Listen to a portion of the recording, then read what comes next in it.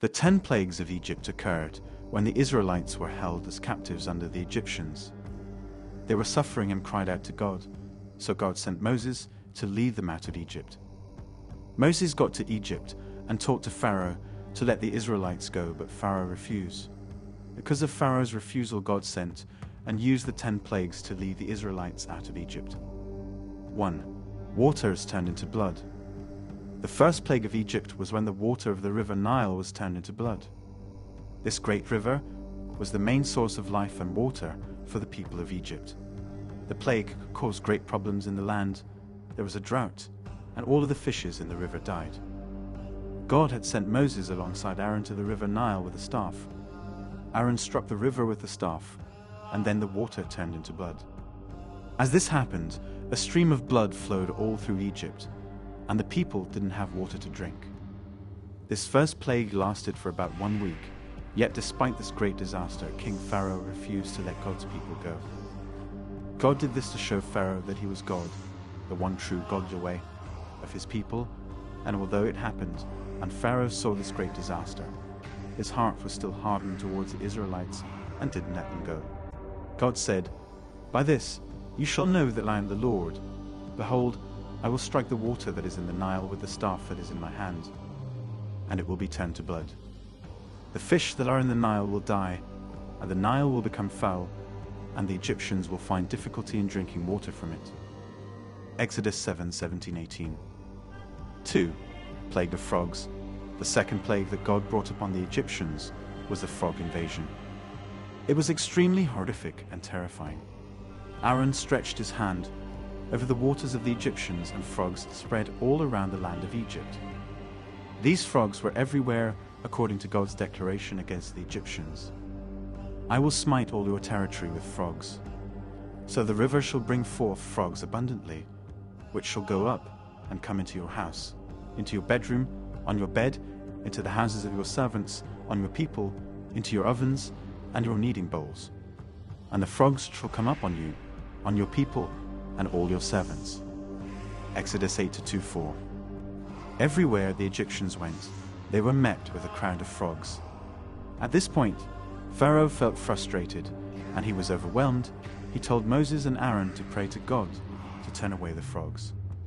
He promised that if the frogs were taken away, he would let the Israelites go. God removed his frogs. However, Pharaoh didn't go through with his part of the deal. So despite that God freed them from the frogs, his heart was still hardened, and the Israelites were left in slavery. 3. The plague of lice. The Lord told Moses to tell Aaron to stretch out his rod and strike the dust of the land, that the dust would become lice all through the land. So the third plague that befell the people of Egypt is the plague of lice. Aaron struck the dust with his staff, and a stream of lice swarmed across the whole of Egypt. The people were disturbed and distressed by the lice. No matter where they went, the lice were there.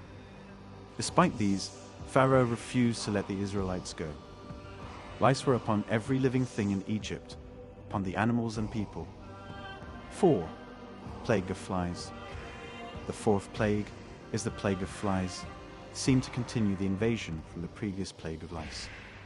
When Pharaoh kept refusing to let God's people go, God sent a swarm of flies all through the land of Egypt. The whole of Egypt was filled with these flies. The only land that was left out was the land of Goshen, where the people of Israel were dwelling, who was according to God's declaration. "If you will not let my people go, behold, I will send swarms of flies on you and your servants, on your people, and into your houses. The houses of the Egyptians shall be full of swarms of flies, and also the ground on which they stand. And in that day I will set apart the land of Goshen, in which my people dwell, that no swarms of flies shall be there, so that you may know that I am the Lord." Exodus 8:21-22. 5. Plague of livestock. The next plague was the plague of livestock, also called the plague of pestilence. This plague killed all the domestic animals in the land of Egypt. And usually, in those ancient times, most people's livelihood was dependent on livestock. As the plague had killed all the animals, their source of income must have been greatly affected. While all their animals died, those of the Israelites remained alive. At this point, Pharaoh still refused to let go of the Israelites. Let my people go, that they may serve me. For if you refuse to let them go, and still hold them, behold, the hand of the Lord will be on your cattle in the field, on the horses, on the donkeys, on the camels, on the oxen, and on the sheep, a very severe pestilence.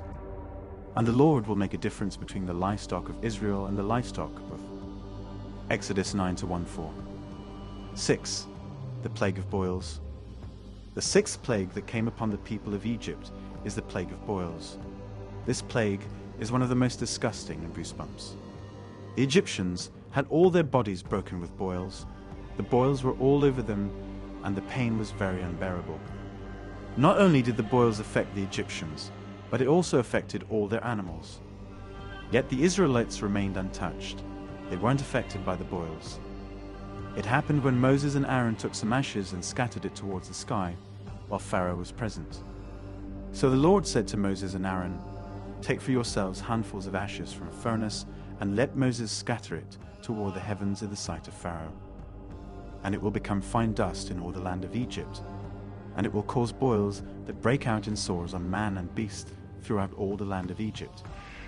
Exodus 9-8-9. 7. The plague of hail.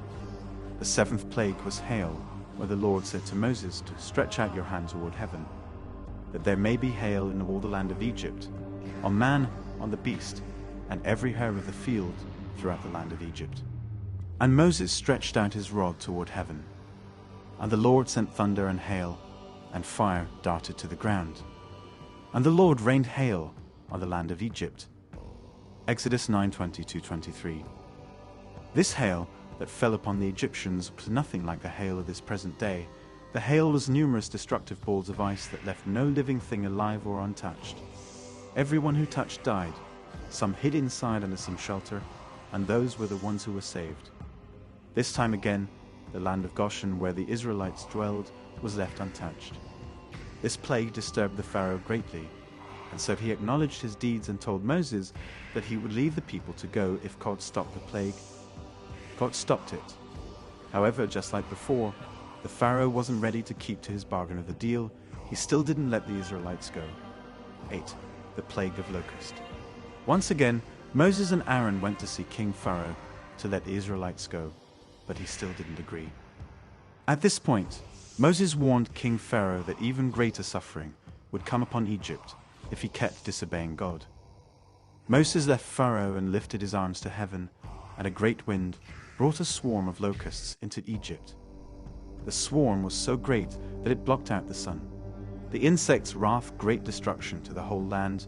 They fed on every tree and everything that was left in the land of Egypt after the hail. Getting frustrated, King Pharaoh begged Moses and Aaron to end the plague. Moses prayed, and a wind from the west drove the locusts away. Yet again, as Pharaoh's usual attitude, he didn't let the Israelites go. 9. Plague of darkness. In the 9th plague, a cloak of darkness was spread upon Egypt. This darkness lasted for 3 days. The darkness came upon the land of Egypt when Moses stretched out his hand toward heaven as God had commanded him. Exodus 10:21-22. The Egyptians were scared, and they shivered and trembled in gear, because not even a single ray of light was seen in the land. However, the light in the land of Goshen remained, and the Israelites continued as normal. Pharaoh begged Moses. However, he wasn't willing to give freedom to the Israelites, and so Moses left after he had warned Pharaoh that a final plague will befall them, and that it would be disastrous, that in the middle of the night, God would kill all the firstborns of both humans and animals, and only the Israelites would survive the plague. 10. The plague of firstborn. Moses told Pharaoh that God has said that about the time of midnight he will go out into the midst of Egypt, and all the firstborn in the land of Egypt shall die, from the firstborn of Pharaoh, who sits on his throne, even to the firstborn of the female servant, who is behind the handmill, and all the firstborn of the animals. Then there shall be a great cry throughout all the land of Egypt, such as was not like it before, nor shall be like it again. But again none of the children of Israel shall a dog move its tongue against man or beast, that you may know that the Lord does make a difference between the Egyptians and Israel. Exodus 11:4-7. Once midnight came, every firstborn in the land of Egypt was killed, even the firstborn son of Pharaoh. The Israelites put blood over their doorpost as God had commanded them, and so death passed over them. This is known as the Passover. The Egyptians mourned greatly that Pharaoh called Moses and Aaron and told them that the Israelites should go and take away the wrath of God from the land. Immediately Pharaoh told them the Israelites exited quickly, as they had been preparing to leave Egypt.